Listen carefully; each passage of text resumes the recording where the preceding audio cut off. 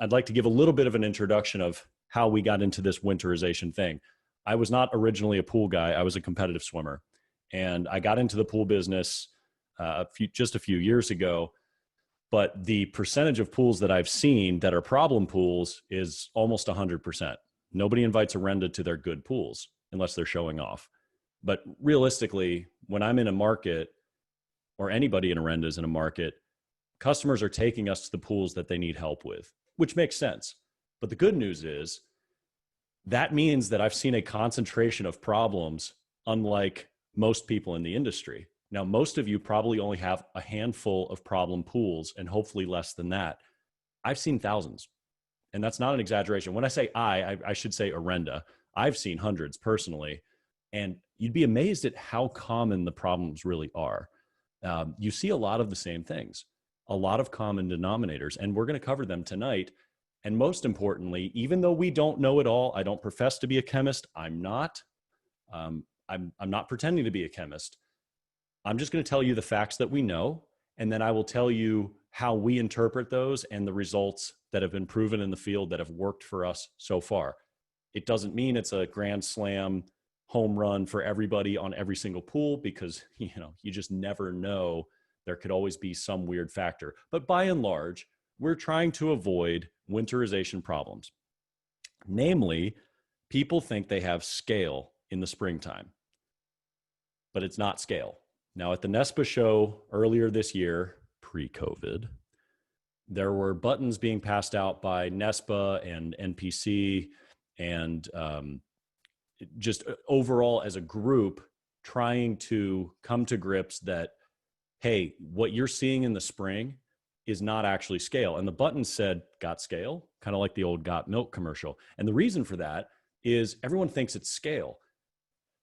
And I learned 3 years ago, when I first encountered this problem in the Northeast, that because people think it's scale, their habits have changed in a way that actually makes the problem worse. If you think you have scale because you see all these calcium crystals or calcium deposits in general, and they're all over your pool after the winter, and you take that cover off and you're like, oh God, look at all this calcium, and you think it's scale, the instinct over time becomes, I need less calcium going into the winter time because I don't want that. I don't want scale. That's the opposite of how you should be thinking. What you're looking at is a consequence of an undersaturation of the LSI. And if you don't know the LSI, we're going to go over it very quickly with the app. I'm not going to go in depth on it tonight. We don't have enough time, but hopefully, Orenda has a ton of information in this online. So if you don't have the Orenda app, it's just called Orenda, O-R-E-N-D-A. It's free, and it will really help you winterize this winter. So if you have something to write with, you can jot these down. These are the 4 takeaways, and there's some subcategories to them as well. Number 1, LSI first, then think about range chemistry. But to be honest with you, you might not even need to think about range chemistry in the winter, because range chemistry goes out the window when the temperature drops. The LSI teaches us that, and the results for preventing crystals have proven very, very effective by focusing on the LSI, not range chemistry. Number 2, the surface type of your pool is irrelevant to how you should winterize it, but the consequences change depending on the surface type. Plaster, cement, plaster, pebble, quartz, those cement type finishes, you could have these scale, winter dust, it's not scale, but winter dust, calcium crystals, those kind of consequences only happen in cement pools. But fiberglass pools, if any of you have those, they'll start chalking, and that's the gel coat deteriorating, or a vinyl liner will start to fade. And believe it or not, I found out from a vinyl liner manufacturer, one of the byproducts in vinyl liners is calcium carbonate. I'm not making that up. I couldn't believe it myself. It's a very small amount, but the point is, if you don't focus on the LSI, it doesn't matter what surface you have, water is going to be pissed off in the wintertime, and it's going to be aggressive. So the type of surface is irrelevant to how you close, but the consequences vary depending on the surface. The third point is the type of cover over your pool absolutely makes a difference. Mainly, does it ventilate or not? So I put in two categories. Either you don't have a cover on the pool, or you have a mesh cover that water, like rain and snow, can get in and CO2 can go out. Those are in the same category. The other one is solid covers that transfer of rainwater or snow and CO2 does not happen. Those need to be winterized slightly differently. And finally, it's kind of like a little subcategory. Preventing green pools and keeping the water clean is not nearly as important as LSI, but it's really simple to do, and you don't need algicide to do it. So that being said, let's get into it. If you take nothing else away from this session tonight, just know this: when your water gets colder, it is hungrier for calcium. Period. Either you give it the calcium that it craves, meaning the water, the pool. Either you feed that pool the calcium it craves, or it will look for it. It will wake up in the winter. I shouldn't say wake up, but it will change its chemistry as the temperature drops, and the water is going to be hungry. And in the wintertime, it's going to start to feed. So either you feed it the calcium as you winterize, or it's going to feed on your pool. If you have a cement-based finish, again, pebble, quartz, plaster, it's going to eat the cement. And cement is mostly calcium, so it's got plenty of calcium to go, which leads to things like crystals and winter dust and other discolorations. That's a very common consequence. If you have a fiberglass pool, as mentioned before, it will start deteriorating the gel coat. And the reason this happens is because water's blind. It's just looking for saturation. So it's literally breaking down the gel coat of your fiberglass pool with low LSI water with no means to correct itself. So it can't just get calcium. So it's just infuriated for a long time. And so for several months, it's actually breaking down that gel coat, hoping there's calcium on the other side of it. Water's blind. It does the same thing to vinyl liners. So in a way, vinyl liner pools and fiberglass pools are in more peril than cement-based pools, because cement-based pools, once you etch, yeah, it's a pain in the ass to clean up, but at least the water was able to correct itself as the water got to its coldest point. So we have to focus on the LSI, and the entire objective of winterization is saturating the water properly for the coldest expected temperature. Now, I'm going to assume, since this is NESPA, every one of you is in the Northeast, we might have some stragglers that are just guests from other parts of the country, but let's just say that your pool is going to freeze at least one day this winter. Fair assumption, maybe. I'm from the DC area. Every pool freezes at least one day. If you're north of DC, I would venture to guess yours will too. That means the coldest water temperature worth talking about is 32 degrees Fahrenheit or 0 degrees Celsius. You better be prepared for that. Now, if you've seen crystals, or you've seen, and by the way, there's a lot of different crystals and there's a lot we don't know about them, but a lot of them tend to concentrate near the freeze thaw line. So like the water level has a higher concentration of crystals usually than deeper down in the water. Well, that's because in the summertime, the water at the bottom is colder than most of the water, but in the wintertime, it's the opposite. It's basically just slower to change than the surface water. So if you've got a 10 degree Fahrenheit day outside, the surface water is actually going to be colder than the water below. Temperature stratifies. Fun fact, so does pH. They've done tests. You can actually see it where they put dyes in the water, and it's amazing that they put little depth pH sensors in. It's pretty cool. I think I saw it on YouTube. It might have been a video someone sent me. But the pH at the bottom of the pool is actually lower than it is at the top of the pool. And that has to do with Henry's law of the solubility of gases, because CO2 determines the pH of your water. So something else to write down. CO2 determines the pH of your water, meaning the more carbon dioxide in your water, the lower your pH. The less carbon dioxide in your water, the higher your pH. This matters a lot for winterization, but let's use a quick example of in season, how this applies. If any of you have a raised spa with a spillway and it aerates the water, the pH on that pool, when you run the spa jets or the spa overflows, the pH in that pool is going to rise faster than a flat water pool. Same thing with a vanishing edge, like an infinity negative edge pool. You have aeration, which bubbles up, which accelerates the loss of carbon dioxide, and therefore your pH goes up. This only goes up to a certain point, though. We've just published a blog. If you go to the Orenda website and you go to the blog, there's a blog about Henry's Law, CO2 and pH. Basically, what this gas is trying to do is trying to equalize with the atmosphere above the pool.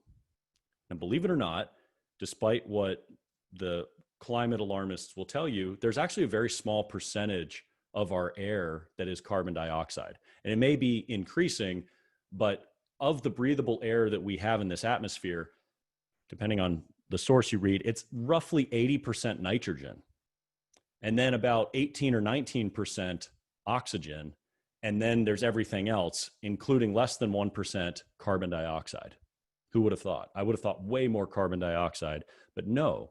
So there's actually an equilibrium that's going to happen between that amount of carbon dioxide, which is pretty low, compared to what's in the water, which is actually pretty high. So what the water is going to do in your pool is it's going to reject carbon dioxide, kind of like when you open up a soda and the fizz comes up real quick. That's carbon dioxide too, just in a more dramatic fashion. That's Henry's Law at work. Carbon dioxide is leaving your soda to equalize with the room. That's why that happens. If you shake it up, it happens more violently. In a swimming pool, it doesn't happen violently at all, but the more jets you run in your spa or water features, the faster it occurs. It's turbulence, it's aeration. So when the CO2 leaves and it finally equalizes with the atmosphere above the pool, depending on your carbon and alkalinity, and again, this is all discussed in the blog, you can read it with citations and all that. Depending on your carbon and alkalinity, there's sort of a pH ceiling, and it's about 8.2. Again, the higher your carbon and alkalinity, the higher that ceiling can be. The lower your alkalinity, the lower that ceiling will be. But pH cannot naturally rise over that on its own because it's in equilibrium with the atmosphere. What will happen is if CO2 is forced to leave, Henry's Law kicks in the other way. It'll actually push CO2 back into the pool. And it takes a while, it takes a lot of pressure, but the point is you're really not going to get over 8.2 something naturally, which means if your pH is spiked high, like way over 8.2, you know it was forced. It didn't happen on its own. It was forced there. And usually, 9 times out of 10, it was from etching. Now, in a vinyl liner or fiberglass pool, you don't have that problem. Most of you probably recognize that. Your pH doesn't spike in those pools. Even with a salt cell, it doesn't really get over 8.2. It just gets to 8.2 sooner, but it doesn't really get over it because the amount of CO2 is what controls the pH. That matters a lot, not with the type of surface you have. It matters with the type of cover you have. So if you're going to winterize pools, you need to put them in 2 different groups, 2 different categories. You have the uncovered and the mesh covered pools. All right. And I'm going to go through what Orenda recommends for how you winterize those generally. Again, you have to sort of massage this into your world. There are other factors in play that you have to be aware of. And then there's the solid covered pools. So let's talk about the solid covered first. One thing that solid cover will not let happen is it won't let carbon dioxide escape. So when you winterize at a given pH, that pH is pretty much going to stay where it is, assuming you don't etch the pool. If it's a vinyl liner with a solid cover, which I know that's probably rare, fiberglass pools, it's also probably rare, but just hear me out. Let's theoretical here. Let's say you had a fiberglass or liner pool with a solid cover. That pH isn't really going to move much. There's nothing to etch to force it up, and CO2 cannot escape, which means as the temperature drop, because the pH never rose, so your water is going to be a lot more aggressive on the LSI. We'll go through that on the calculator in a moment. So you have to winterize a solid cover, expecting the temperature to drop, which it will, but the pH is not going to rise, which means you need more alkalinity in that pool when you winterize as compared to an open water pool or a mesh cover. So the other thing about a solid cover is you don't have the benefit of dilution. You don't have rain and snow. I know I can't see any of you, but at home, think about this. What is the parts per million of calcium hardness in rainwater or snow? It's 0. It's evaporation that condensed, precipitated, and fell down. There's no minerals in it whatsoever. It's distilled water. So when rain and snow land on that pool, in a solid cover, it doesn't really make a difference because it cannot interact with the pool itself. Not very much anyway. On a mesh cover and an open pool, it matters a lot because now you're significantly diluting down that pool. You're diluting down the calcium hardness and oftentimes the alkalinity as well. But let's focus on calcium because that's the real focus of the LSI. So here's how I would winterize, or I should say Orenda. Here's how we recommend you winterize a vinyl liner or fiberglass pool. I'm sorry, scratch that. My mind's melted. Here's how we would winterize a pool with a solid cover. If your pool is going to freeze, you know it's going to get cold enough. You want about 400 to 450 parts per million of calcium hardness, and you want at least 100 parts per million of alkalinity. Probably more like 120.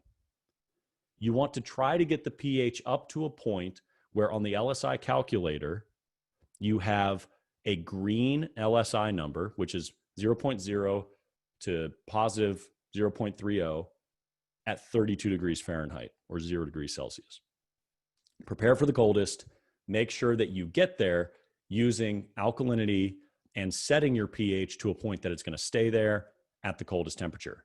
Yes, you do risk a little bit of scaling in late September because the temperature hasn't dropped quite that much yet. I get that. But scale is easy to clean up. You cannot undo the damage that will happen to these pools. So you'd rather air high because as the water cools down, chances are if that scale happened on the water line, it's probably going to dissolve that scale back into solution. So that being said, you want to winterize that way. Here's something that sounds contrarian, but it's not. You don't want to winterize with our chelating agent, SC1000. You don't want to winterize with that product except to pre-chelate the calcium. So very, very small amounts. Sequestering agents and chelating agents, they don't work in cold water. So putting them in the winter, unless you put them in like August or now, when the water's warm enough to let them activate, they're pretty useless in the wintertime. And that's ours included. And it's not a knock on any product, it's just physics. So if you're going to use it, use a very small amount of it to pre-chelate the calcium chloride that you are dissolving in buckets that you're adding to the pool for part of the winterization process. You're going to want, like I said, with a solid liner, 400 to 450 parts per million calcium. Don't freak out about it. It's not that big of a deal. You can actually run that level in the summer. If you're not comfortable with that, fine. Go high 300s, but you need more alkalinity. Play around with it. I'm not in the business of telling you how to run your chemistry. You've got the Orenda app. There's a lot of different ways you can do this, but don't rely on pH alone. Rely more on calcium the most, then alkalinity, and then pH. That's a solid cover pool. Now we get to the fun stuff where all the variables come in. That would be a mesh covered pool or an open pool. You have two things that are going to happen. One is to your advantage, one is to your disadvantage. Number one, to your advantage, CO2 is going to escape, which means your pH is going to eventually get up to about 8.2, whether you like it or not. It's going to happen. What you don't want to have happen is etching. You don't want to have the pH spike over 8.2. That leads to problems. That'll lead to scale forming conditions. The pH is not going to come down on its own. Maybe rain and snow can bring it down a little bit, but again, the pH is going to come back up. So what you want to do with these open water pools, these mesh covers, is set a framework with the LSI to adapt for it. You know it's going to rain, you know it's going to sleet, you know it's going to snow. It's a cold climate. Okay, so it's going to happen. So you actually need more calcium in those pools. 2 years ago, or maybe it's 3 years ago now, we said the minimum is 400 parts per million when you winterize if your pool freezes. And that's still definitely a minimum. I would say you probably want that minimum more like 450 and target somewhere between 450 and 550 calcium hardness. Don't freak out about it.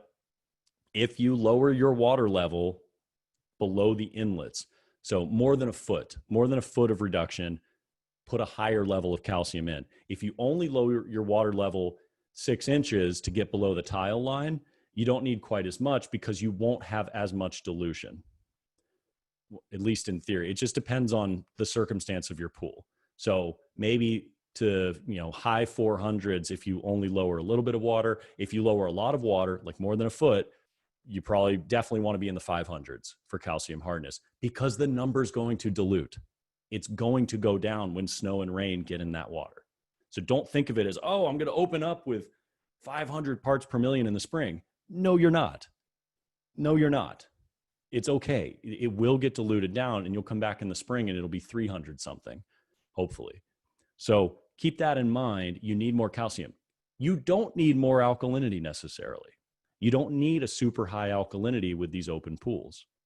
The reason for that is you don't want the pH to go too high. The higher your carbonate alkalinity, the higher the ceiling, the more likely you can get scale in the fall. So you're probably fine winterizing at 100, 110 alkalinity. You don't need 130. You don't need 150. You want more calcium than alkalinity in these open pools. So those are the two different types. I have some notes here. Let me make sure I have this. Okay.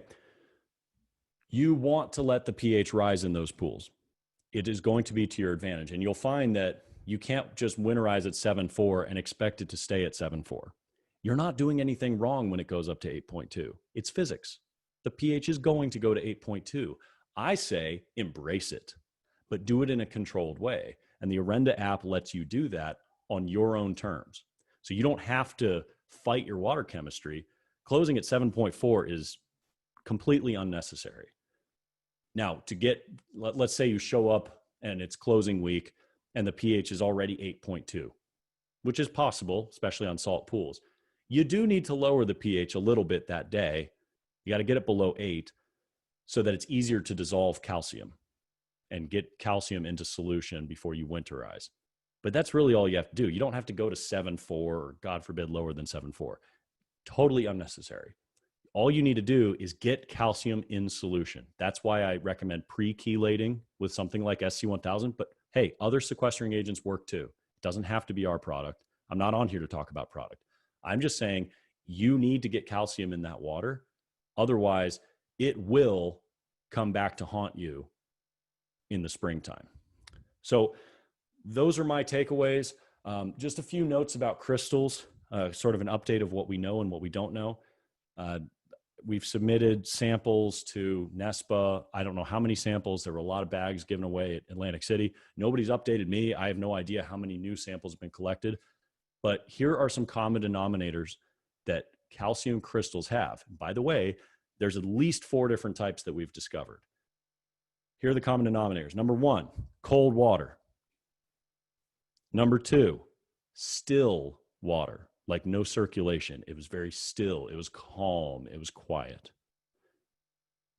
Number 3, 2 of the types of crystals were salt pools, and they only show up in salt pools. The other 2 types of crystals never show up in salt pools. So we think that salt systems have something to do with them. And what's really weird is one of them is super easy to get rid of, and the other one is impossible to get rid of. I mean, you literally have to grind them out. I've seen an acid wash happen to get rid of these crystals, and it didn't do anything to the crystals. They were 100% there with acid on them, which is crazy because once you scrape the crystals off and you put them in acid, they fizz like crazy. I don't know why. We don't have enough information, but we do know that winterizing with an LSI strategy and an ample amount of calcium ahead of time doesn't let the water eat anything from the surface. And that's where the crystals come from. They literally grow out of the surface. We have confirmation from the labs on that.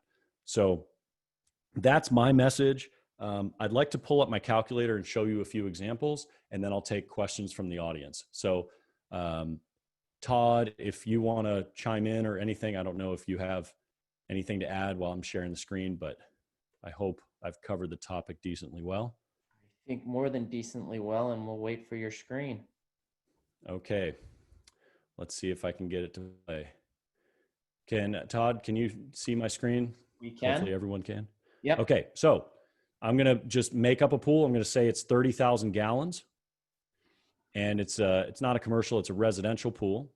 And let's say right now you have, 81 degree water, and chlorine's irrelevant. So I'm just going to wipe it out so we don't confuse. Same with phosphates. We're going to wipe that out. Now, at the bottom of this, if you're unfamiliar, by the way, Todd, can you see my mouse? Yes, we can. Okay. At the bottom, this is the number that water cares about. Water doesn't care about any individual factor, although physics will sort of dictate what they are. Water really cares about the LSI. How happy and how, quote unquote, balanced. How balanced is your water? This right now is really well balanced. 0.0 is perfect water. So 0.03 is about as perfect as most people will ever get. It looks great. Now, that's assuming you have exactly these readings. And of course, in the world of chemistry, nothing's ever perfect, but you get the general idea.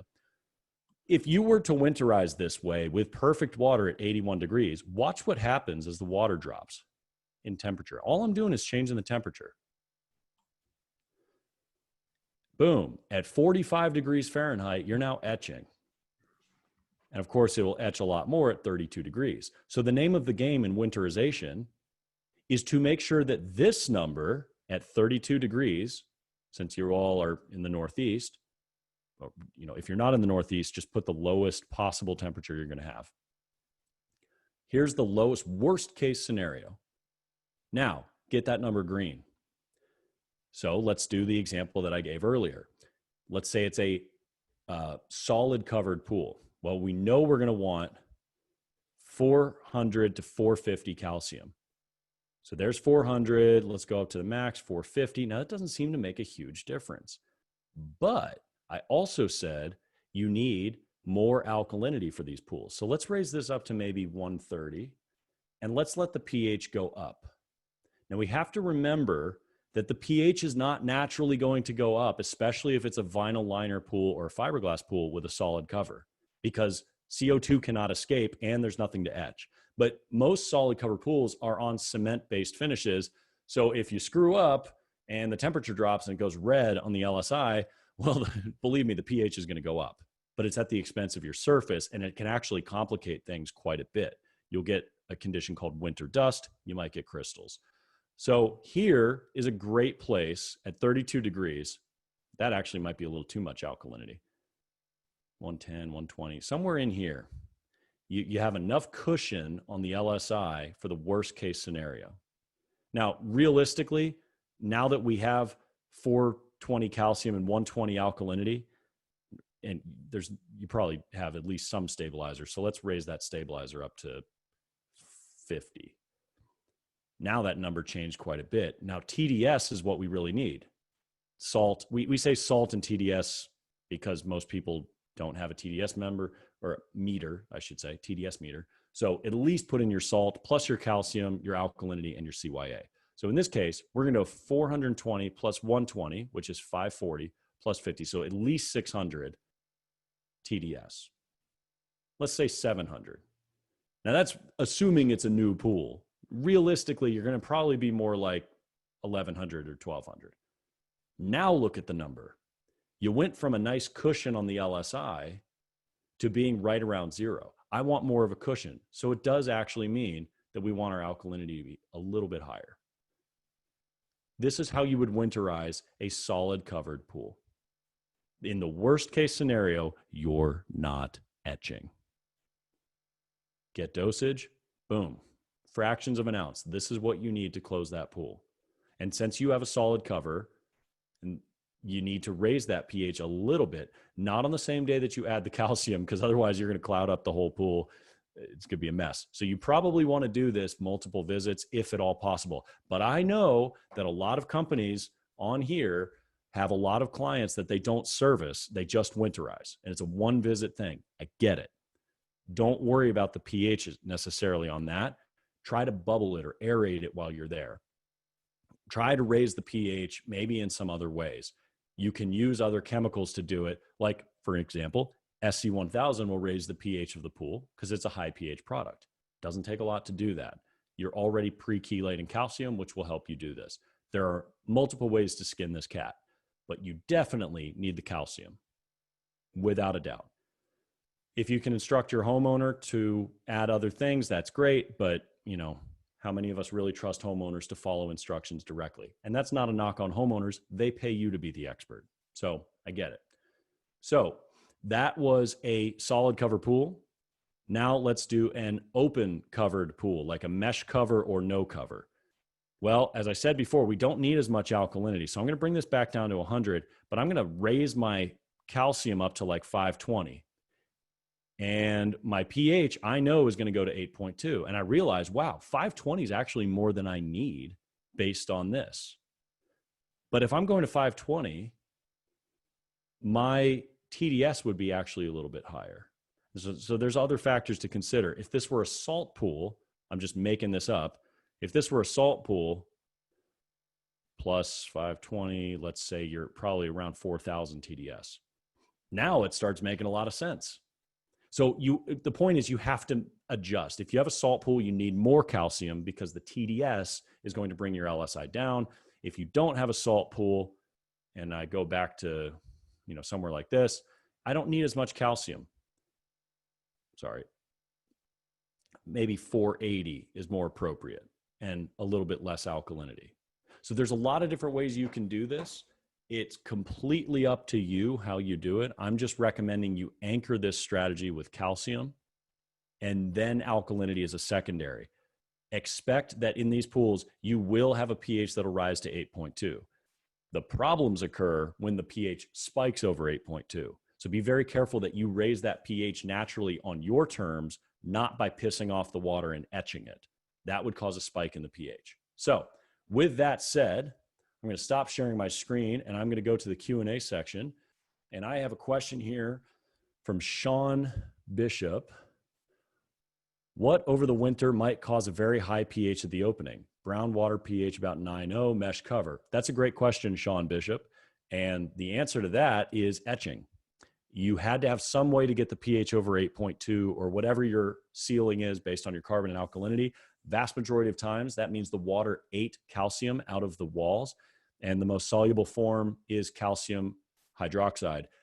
That said, though, most of the surface is actually carbonated calcium hydroxide. So it's actually calcium carbonate, which low LSI will dissolve. But underneath that carbonate layer, that's where you really get to the calcium hydroxide.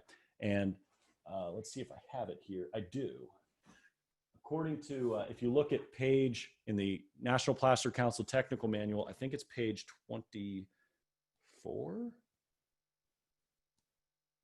Yes, 23, page 23.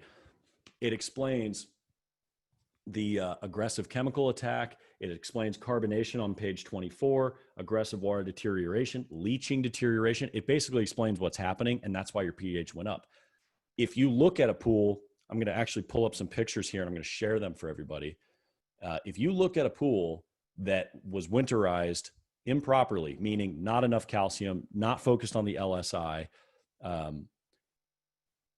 you will have consequences like what I'm about to show you. So, or at least you could have consequences. So let me see if I can get this.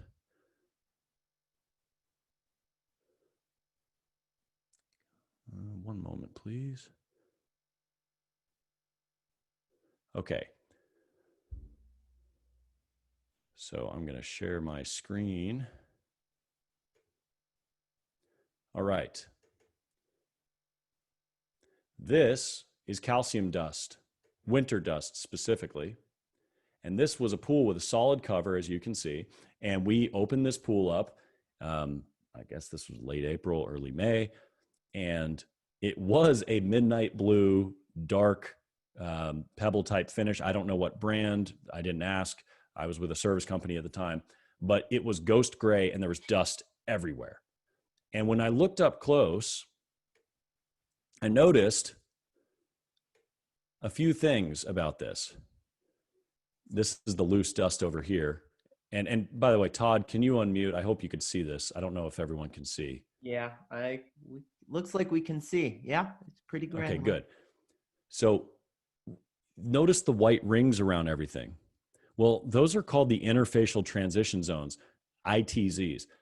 Calcium hydroxide typically concentrates around the aggregates in these finishes. So when you see white rings around pebbles, you lost calcium hydroxide and it took pigment with it, or it carbonated weird. And so it discolors, but it turns the pool lighter. And you can see it on a grand scale everywhere.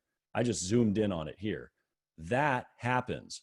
So that's winter dust. So what happened in that pool, in all likelihood, and I can't prove it, but when it got down to say December in its coldest, it was etching its way down and it was probably turning white, but there was no dust yet. The water was etching just enough to stay in LSI balance because water cannot oversaturate itself with calcium. And at 32 degrees freezing, that water was happy. You don't like how it got there, but it ate its way to happiness. It ate its feelings, so to speak.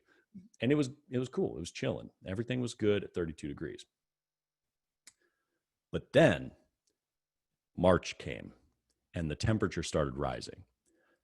And when the temperature of the water rose, that's an external factor changing the chemistry. And now it became a scale forming condition. And because it was a scale forming condition, it started precipitating calcium carbonate dust. And that's what the winter dust is. Crystals are a little bit different. Crystals occur also because of cold water, but it's a very slow etching process. And the high pH, again, this is a theory, but it's the best theory we've heard. Because the high pH of hydroxide, I think it's a 12.6 pH, super high, it creates a scale forming condition as it's losing calcium. So it actually calcifies outside of these pores. And on the inside of every one of these crystals, thanks to electron microscopes, there's a hollow chase. There's a hollow tunnel in every single one of these crystals, which shows that it's actually leaching out much like a calcium nodule would, but it's not a nodule. So anyway, I hope that answers your question. That's how the pH got so high.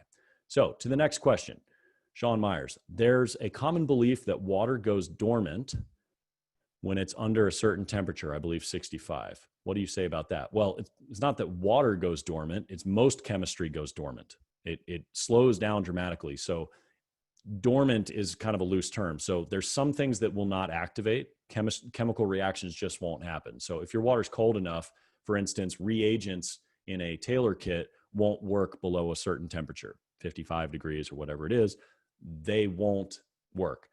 Our chelating agent won't work in 55 degrees or colder. It just won't. It won't activate. It'll sit there and it'll stay there all winter long and it'll activate in the spring, but it's a very slow thing. So the lower the temperature, the slower that chemical reaction. By the way, that also goes for the reproduction of things like algae. This is why you don't really have algae in the winter, because it can't, that chemical reaction, chlorination, everything slows down. So the water itself doesn't go dormant. Water is the universal solvent. The chemical reactions in the water, they slow down dramatically. And that's what I think you mean. Okay.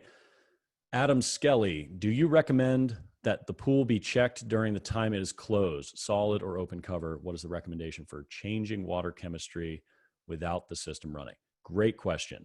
I strongly recommend a winter watch program of some kind. You may not offer that yet. If for the business owners paying attention to here, it's a great way to make a little extra revenue, to keep some people busy. I understand that in the down season, a lot of workers will go into other trades. Maybe they're plumbers in the wintertime or electricians or whatever they are, and then they come back to the pool business. This is a great way to have some extra cash, but it's maybe a once a month visit.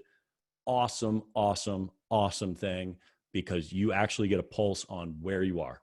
and go with a thermometer and make sure that when you test the water, you warm up the sample of water before you test it, because it'll be cold. That way, you know. And then if you have to add more calcium, because maybe you have more dilution than you expected, okay, no big deal. You got calcium on the truck, pre-dissolve it, pre-chelate it with maybe a tablespoon of something like SC1000, because calcium gets really hot. Therefore, the chelant or the sequestering agent will work in that hot bucket, and then add that. Then just brush. I know you're only probably taking the cover out like maybe a quadrant of the pool, but it's absolutely a recommended practice, I would say, without a doubt, if it's at all possible. And it may not be, but the worst a homeowner can say is no thanks. So at least offer it. So I hope that answers your question. Okay. Next question, back to Sean Myers. Warmer, longer fall season, earlier warm spring season equals less time for cold water. Why risk scale when we'll only be cold water for a short time? Well, that's for you to decide, man. It's your business. They're your customers. If you don't, if you don't really care about the problem, okay. I'm whether you freeze for a day or you freeze for 2 months, it's going to damage that pool. So take that and make a decision accordingly. Sean Bishop, what's the max amount of calcium that should be added in a single dose? Oh, that depends on the size of pool, man. That's a great question. In a single dose, the most I've ever done was 400 pounds, but it was a 380,000 gallon pool.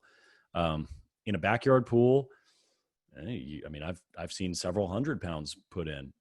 I think it's more of a parts per million question. So as long as you pre-dissolve it and it's not, there's no chunks in the bucket and it actually clears up, and ideally pre-chelated so that it's not going to form scale when you put it in the water at first. As long as you do that, it's really more of a parts per million. I've seen people winterize with 600 to 700 calcium hardness and they have great results because they're expecting the dilution. I don't think you need to go that high, but I've seen pools that had 180 calcium, vinyl liner pools. Oh, I'm not supposed to have 200 calcium for some reason. I don't know why people would recommend such low numbers, but they went up to 500 in one treatment, no problem. So I don't really know. I think it's really how you dissolve it and how patient you are to make sure it dissolves. If you want, put a little teaspoon of acid in each bucket. That really helps dissolve it better. Rob Romano, good to have you on here, Rob. Do you see any scarring or scaring? I think you mean scarring behind the crystals when they remove. Yes and no. There's a few crystals that don't seem to leave much visible scarring. There's one type of crystals that absolutely does, and it leaves white spots behind it, but they're only really visible on darker finishes. So like the darker French grays, black finishes, dark blues, you start to see those kind of scars left behind. But normally they're so small, you don't really notice them. I guess it really depends on how you clean them off. So, okay, next question. Amy Rulo. I hope I said that right. New pool plaster as a pool builder, best suggestion for treating pool and putting on cover as new as 45 days old. Should we wait longer to close? Boy, I could get crucified if I answer this wrong. My recommendation is to get, if at all possible, as much time before you winterize that pool as possible. I'm not a fan of plastering in the late fall because the temperature drop is so rapid. Now, if you did a proper startup and you saturated the water and it didn't lose that initial calcium hydroxide, I kind of liken a startup to grilling a steak. You want the outer layer to carbonate properly, which means the water needs to ignore the cement in the surface so that it can carbonate, which is kind of like searing a steak before you grill it low and slow.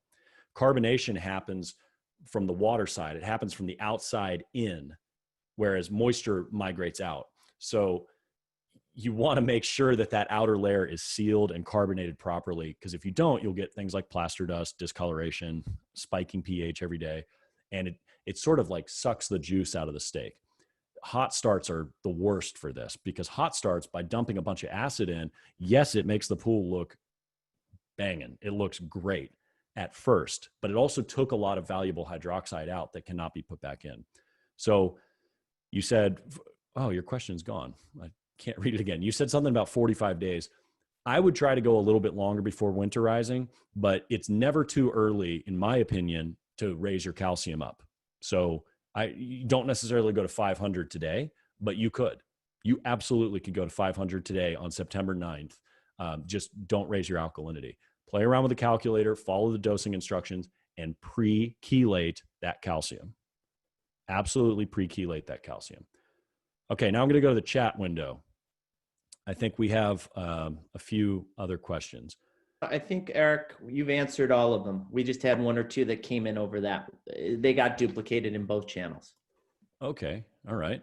Hey, man, I feel good about that. Yeah. We talk about this a lot, so you can contact us at Orenda if you have more questions. Social media is great. You can just message us on Facebook. You can email me if you want to write my email down. It's Eric, ERIC, at orendatech.com. In fact, I'll put it in the chat window for everybody.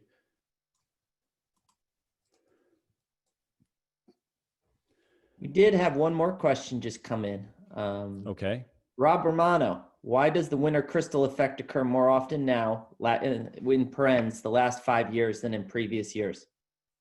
That's a great question, Rob, and we've discussed that over the phone. I don't know, but I have a theory that something in the mix changed. I think something in the cement may have changed.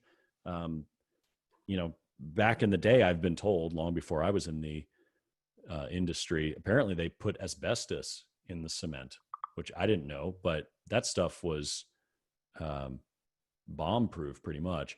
So I think it has something to do with maybe there's a filler being put in. It's hard to say. I know that tap water has changed. So the goalposts of what we're trying to target with water chemistry kind of evolved over time. All I know is we're not putting enough in these pools. And if it's been doing this, if you've been winterizing the same way for 20 years, but only in the last 5 years you've had the issues, then something changed in the plaster or something changed in the tap water. At some point, the rules of the game changed. I don't know what those were because I've only been in the industry for 4 years.